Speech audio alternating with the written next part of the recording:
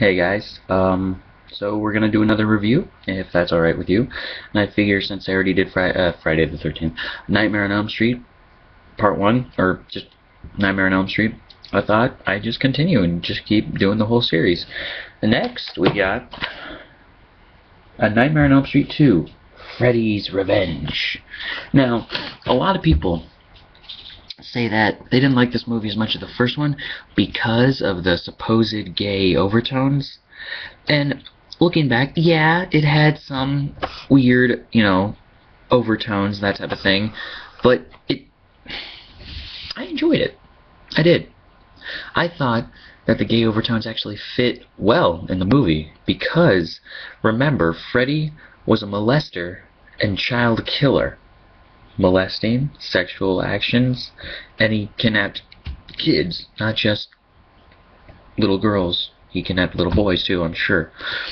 And so that's the whole point. He molested these kids. He sexually abused them, which makes sense that in this movie there was a lot of sexual hitting innuendos and content between him and what's his name?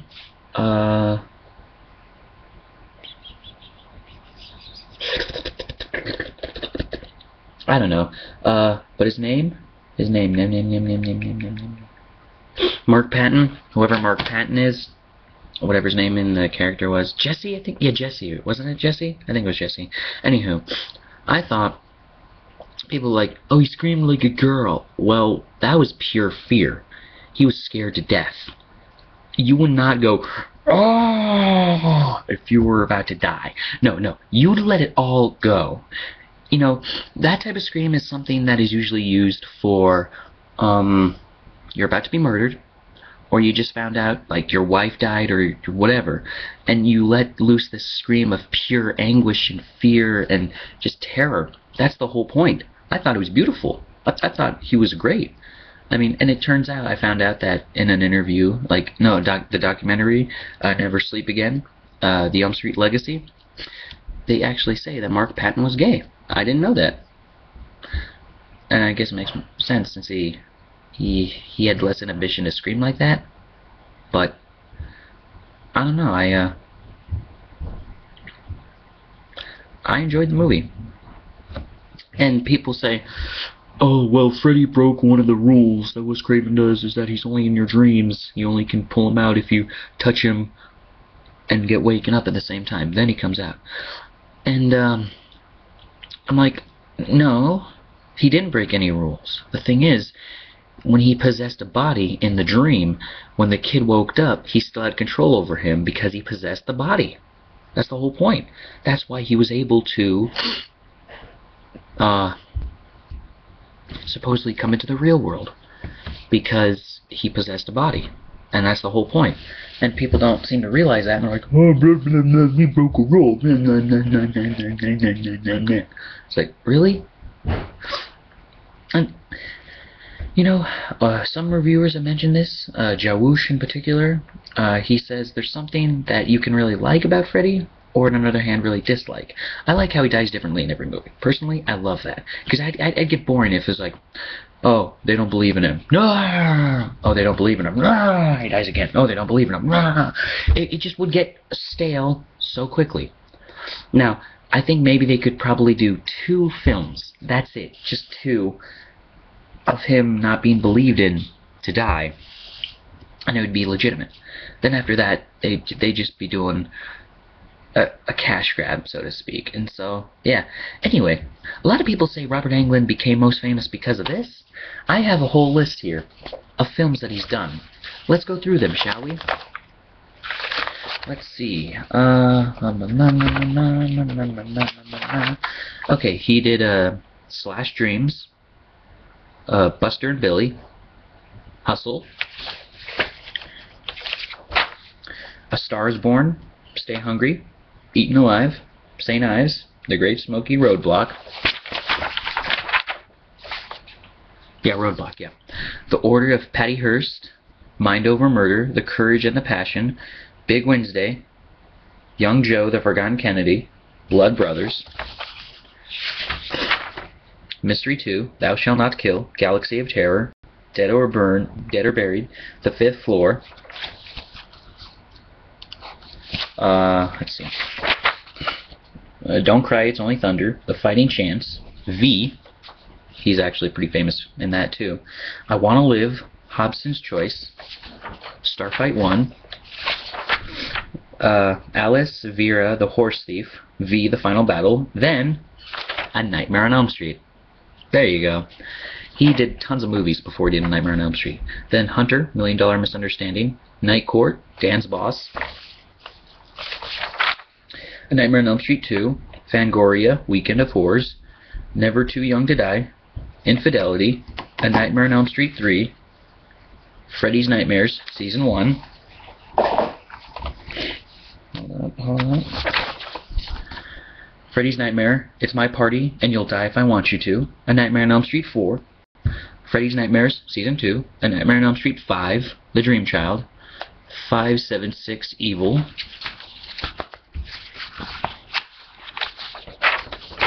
The Phantom of the Opera. Freddy's Nightmare. Lucky Stiff. Freddy's Nightmares. Freddy's Tricks and Treats. Freddy's Nightmares, Dreams That Kill. Freddy's Nightmares, No More Mr. Nice Guy. The Adventures of Ford Fairlane, which I've actually heard of, which is surprising. We got more pages here. You're probably gonna hate me because I talk so many. Dance Macabre. That's a weird word, macabre. It looks like it's spelled macabre. Freddy's Dead, The Final Nightmare. Night Terrors, Wes Craven's New Nightmare. And that's the last one he did of Freddy. Then The Mangler. Well, he didn't even portray Freddy in Wes Craven's New Nightmare. That was the demon. The Unspoken Truth, Killer Tongue, Babylon 5, Grey 17 is Missing, The Paper Brigade, Star Quest 2, Wishmaster.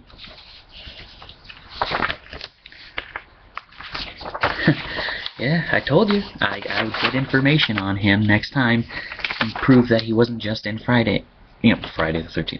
Gosh, I cannot say.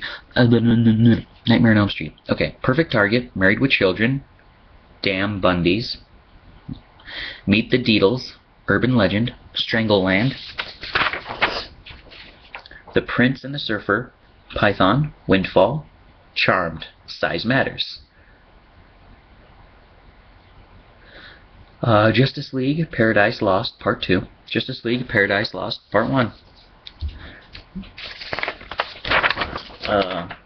Wish You Were Dead.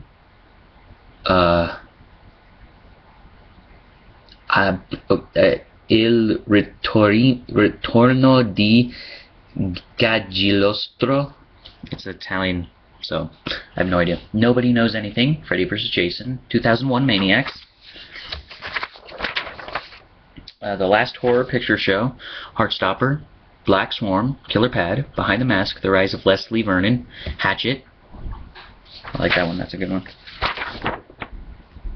Zombie Strippers, Red, Jack Brooks, Monster Slayer, Never Sleep Again, The Elm Street Legacy, The Mole Man of Belmont Avenue. Then finally, Good Day for It, and Incubus. And that's Incubus with a K, not a C. So, yeah, he has been in way more movies than just these. Now, admittedly, he's probably world famous because of either this or V. Maybe both. And that's what a lot of people know him for. And I bet he gets so sick and tired of being like, oh, you're Freddy, instead of, oh, you're what's his name from the blah blah blah movie. And be like, you've seen that movie? Yes, it's one of my favorites. And it's a bonus because it has you in it. So it's like, oh, wow. This kid watches other movies except A Nightmare on Elm Street. I personally enjoy movies just in general. I'm a movie buff. If someone gives me a certain movie to watch, I'll watch it and be like, dude, that was horrible. That was a horrible movie. Why did you let me watch that? That insults my faith. It's too gory. It's too sexual. There's no plot in it at all, and that's what bugs me. So many of these horror movies have some of them have anti-religious themes, or they have religious themes in them, and that I can either like or dislike. Or it's too sexual. I mean, what plot point does a girl going surf? There's no point at all to it. What? Okay, you're showing me your boobs. What's Freddy gonna pop out of them and then kill the boyfriend? I don't know. But anyway, it's just, I wish horror movies could focus on the horror element and not the sexual element. But of course, they have to put that sexual element in there because it draws in people like me. And by me, I mean the male species. The heterosexual male species, typically. Or female. Or female. The heterosexual species or the homosexual species. I'm not sure. Because I'm sure in horror movies there's a hot guy in there, and a guy will go if he's gay, and you know, it doesn't matter if he's flamboyant or not. But even if he isn't, he'll go there and be like, he'll secretly be like, dudes, yeah. Anywho, but yeah, that's beside the point. Anywho, I don't know why so many people hated this movie. I thought it was brilliant. It was brilliant, and that they use those themes, those elements in it, because he was a child molester and murderer. That's what he did, and so it makes perfect sense that there was a lot of gay overtones. But while he was alive, he was a pervert and a murderer. In death, he's an eternal pervert and murderer. So it kind of fits perfectly. But yeah, some people say that this isn't the weakest, but it's one of them. And I say, why? This horror movie, it maybe people disliked it because of homosexuality, because they're insecure.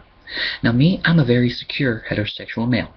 I love women, and that's the way it is. I'm not going to be afraid of someone who's gay, and if he comes on to me, I'll be like, bro, stop coming on to me, okay? I'm not gay. Just go away. I don't know. I thought the weakest of them was, oh man, what would the weakest one be? I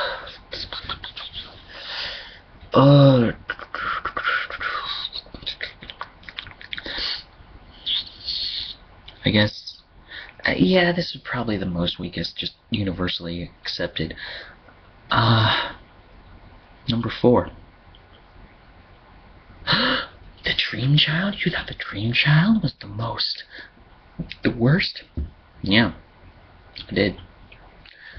Okay, I can understand how how Freddy uses the baby and uses his dreams as a way to twist him and that type of thing. But it's just the whole point of Freddy is to kill children in their dreams, not to twist and pervert an unborn child to hate its mother. That's not what he does. That was a big no. This is better than that one. It's better than that one. That's saying something, because this is pretty well hated. I mean, Nightmare on Elm Street, Freddy's Revenge. Oh, and it's not flipped. That's cool. Hold on. Hey, yeah, you can read it.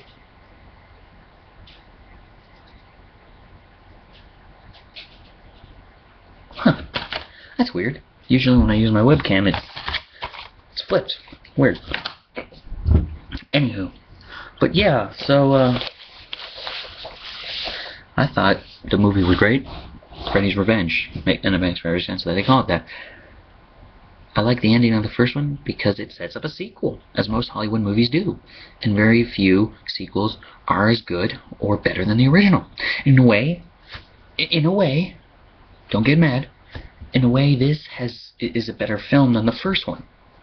Because it expands. It expands the whole Freddy Krueger theory, ideology, whatever you want to call it. It expands it, and I thought, brilliant. But yes, it's better than the first one in some ways. The first one will always hold a special place in my heart because it was the first one. I actually watched that film a long time ago. I could not sleep, but then one day I'm like, wait, it's a film. Films aren't real. I'm not afraid. Boom, and that was it. I think I maybe lasted about, at most, a week. Not even that. Not sleeping. This guy, gave me nightmares. You know what gave me more nightmares than that? Jaws. Because that's actually, that concept could be real. But anywho, but this movie, yeah, we're talking about the movie. Yeah, I'd go see it. I found this at a gas station for $5.99, $6. $6 I found this movie. I found the other two, the first one and the third one, as well, $5. One was $4.99, this was $5.99, and the other was $5.99. But number one, the first one I got was $4.99. So Nightmare on Elm Street number one was $4.99. But it's just amazing what you can find if you just browse. Because I go into the gas station sometimes, you know, and I'll just browse the movies. Like, whoa, hello, this is, huh, this is, huh, cool, and I'll get it. But yeah, this was my review. Hopefully y'all liked it, and you come back and see it again, you hear? Alright, peace y'all.